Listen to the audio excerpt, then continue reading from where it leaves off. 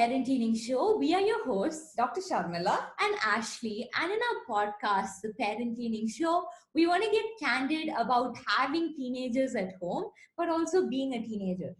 And we love to have conversations in this family, and now you can be a part of that as well. Awesome. So today we're going to be talking about a tricky subject, and that is how your parenting affects your child's future. And if this subject interests you, make sure to subscribe and hang out with us every Monday while we talk about some really not so cool stuff at home. Cool and not so cool. I think we talk about pretty cool stuff. Yes. Even this, I think it's cool. And the reason that we decided to talk about it, even though it's kind of tricky, is that with anything, there can be positive effects and there can be negative effects, right? So take using your phone, for example. You can use it for good things. It still affects your health. And parenting is kind of like that as well, but only it affects your child.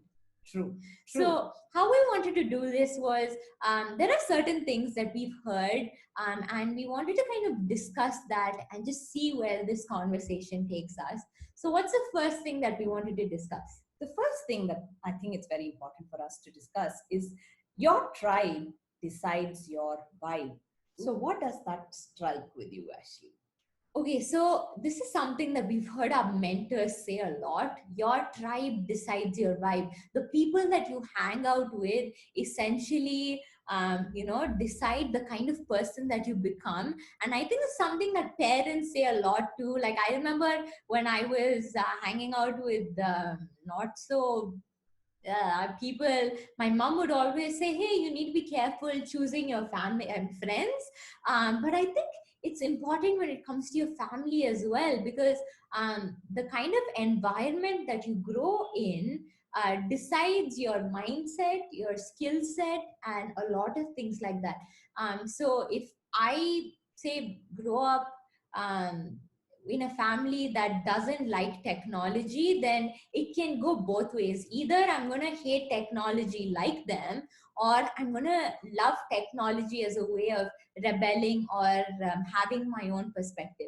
True. Right? True. Actually, that brings us to the next topic that we would be discussing is sometimes parents, or most of the time, they either parent exactly just like the way their parents parented or exactly the opposite way. So the point here we're trying to make is whatever it is, parenting can affect or affect your child. Ooh. Either it can be really positive or negative, and the more and more we are able to try and create a positive environment at home, the more and more the outcome will be positive as well. Ooh, and I mean that's really great. I think we've spoken a lot about this, and we've spoken about how, like, if I grow up and decide to become a parent, if I would be exactly like her, which I don't think I'm gonna be like her, but she has her bets that I will parent similar to how she's parenting me. But I really want to ask you. What are some areas where you parent exactly like your family parented you, and what are some areas that you're completely different? I really wish my mom doesn't hear this. Aww, she's great. She's a great grandmother. She is.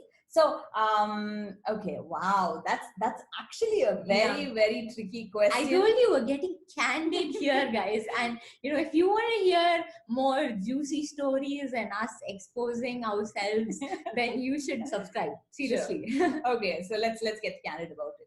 The one area that I see I parent exactly like my parents did was concentrating on education. My mom used to tell me that all that you need to do in life is study, and that's all you need to do. And somewhere, all the education and the experience that I got has helped me, become a better version of myself. That's what I would say. I won't say, no comparison with anyone else, but from where I was to where I am, definitely education and continuing my personal development played a major role. So as far as Ashley is concerned, their and our focus is on education, and that's one area that I see that I parent exactly the same way. What's the what? No, I mean, you took the easier way out, mom. Like, tell me what's something that you parent exactly opposite. Wow. Okay. My parents were very, very busy while I was growing up. Both my parents were doctors, and they were working the whole time. Though my mom did take time off in the evening and come and be there with us. One was my parents were not available, but also when they were, there was a lot of respect that was there, respect which had kind of turned into fear. So I couldn't really open myself up and tell my parents where I was finding a challenge or what was hurting me, because inside my mind, I used to think that if I tell my parents, they'd judge me or they'd scold me or stuff like that. So I was always fearful of my parents. Fear was more on the respect side, but ultimately I could never open and have a open conversation with them. So with you, what I made sure that there was nothing that was you know unapproachable. There was nothing that was taboo. So I pretty much, I think I gave you the freedom to come and talk to me. I think, I can't be really sure. No, I agree. I think you've given me a lot of freedom in terms of that. There's a saying that, my door is always open. So I think she's the kind of person. But I'm really curious. So as your relationship with your parents went on, I'm curious, did the second part ever change? Do you think that you can talk to your parents a little more openly now that you're older, or how is that?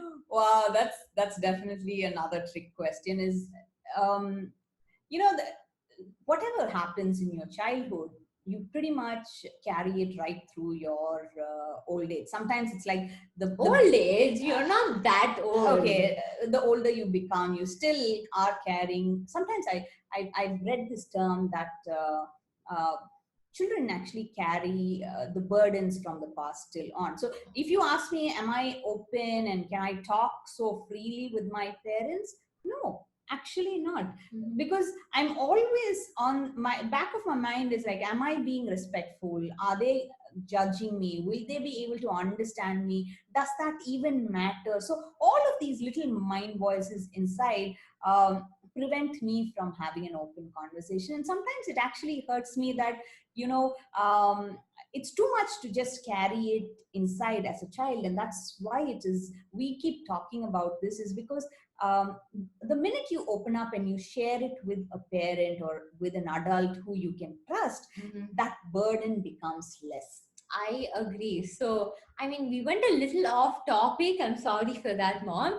But essentially, I think one thing that I'd love to say here is that there's a saying that be the change you want to see in the world. So, depending on how you want to raise your kids, or you want your kids to be, so if you want your kids to be respectful, kind, all of that, I think if you start practicing it with them, like my mom, like she said, her parents, one of the biggest things that they also taught her is that you need to be respectful of people. And that's something I think that you've taught me a lot. Like my mom will, I mean, she will not let me disrespect anyone or disrespect myself. And I think she's been very strong about that, and I think that's helped.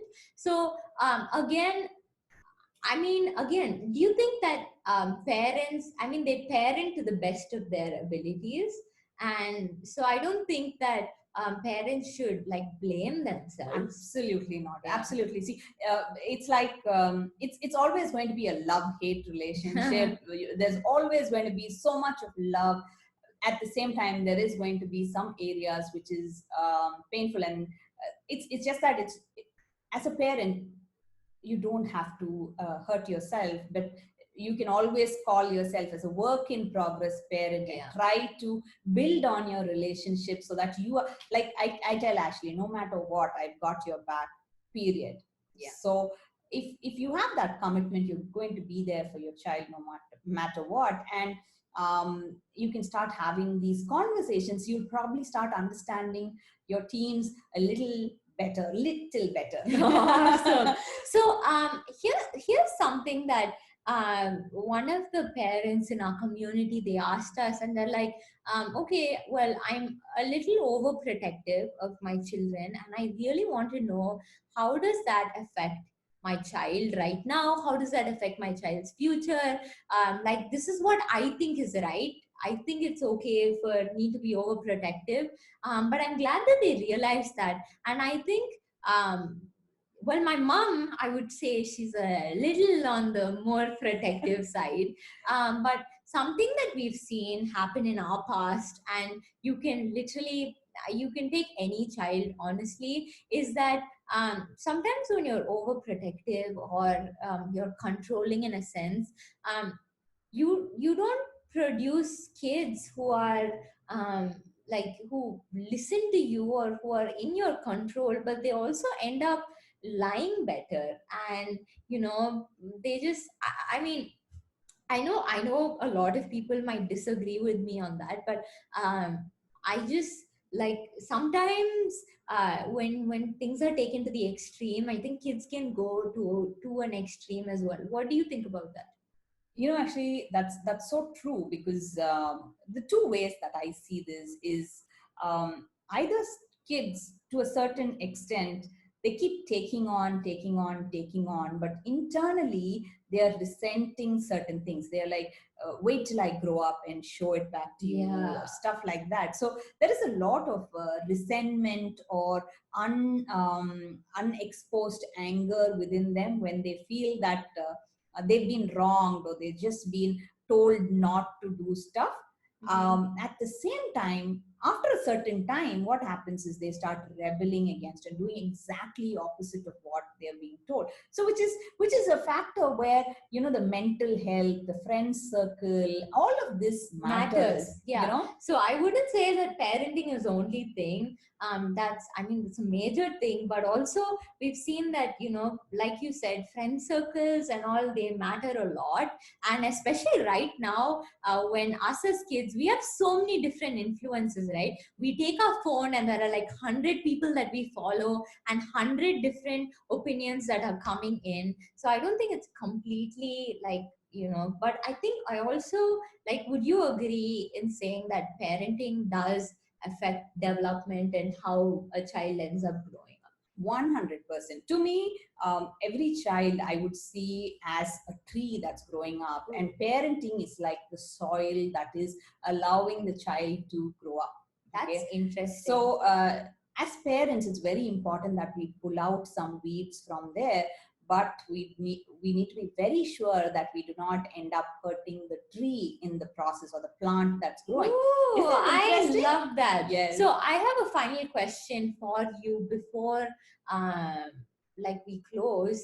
And that is, the reason we spoke about overprotective parents is because back in the day, at least, you were one, you used to parent me differently, and you had a lot of anxiety attached to it. And versus now, you parent me completely differently. I think you have a lot more like freedom in your way of parenting. So, how was it back then? Like, what were you feeling back then? How is it right now for you? And do you see a difference in the way that I'm growing up? Yeah, take the stage away. Absolutely. So that's why I say I call myself a work in progress mom, because, I think parenting is what it's at that moment. What was needed back then was, when you were a little younger, I felt that you needed that extra protection, or I just wanted to make sure that you're safe from your environment. So I started pulling out too many weeds, and I didn't realize that I was actually hurting the tree in the process. But then after we started having these conversations, and I started understanding that I have a fine young girl who's growing up, and Sometimes it's okay to allow her to make her mistakes and learn from them, while I'm just still being there, giving her the space to grow, and also being a protective mom in my own sense. I started taking a little bit of step back and trusting her. That, I think, that is where the equation changed, that I started trusting her to make the right choices, because we had our conversations. Instead of just imposing rules, what I started doing was started discussing why I felt those rules were important. And there were certain things that she was able to accept, there were certain things that she didn't accept. So it's to me, it's not the destination, it's more the journey. Wow. So parenting is a very, very interesting journey, and I think I have learned quite a lot in that process, and I become a chiller person, actually, frankly. I don't think chiller is a word. I think more chill. Okay, whatever, guys.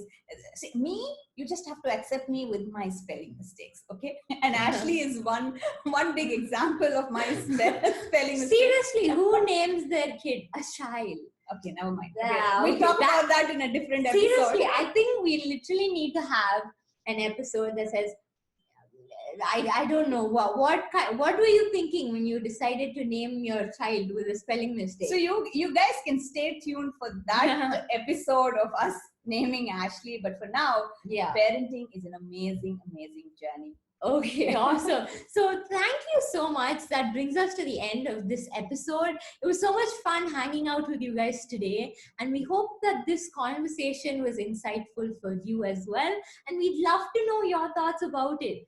How has the way that your parents raised you affected the person that you are today? Let us know in the comments down below. We'd love to read it and respond. Until next time, we will catch you next Monday. You want to take it away? Yes. So it's always a pleasure catching up with you guys. I can't wait to catch up with you soon next Monday. Till then, take good care of yourself. Ciao.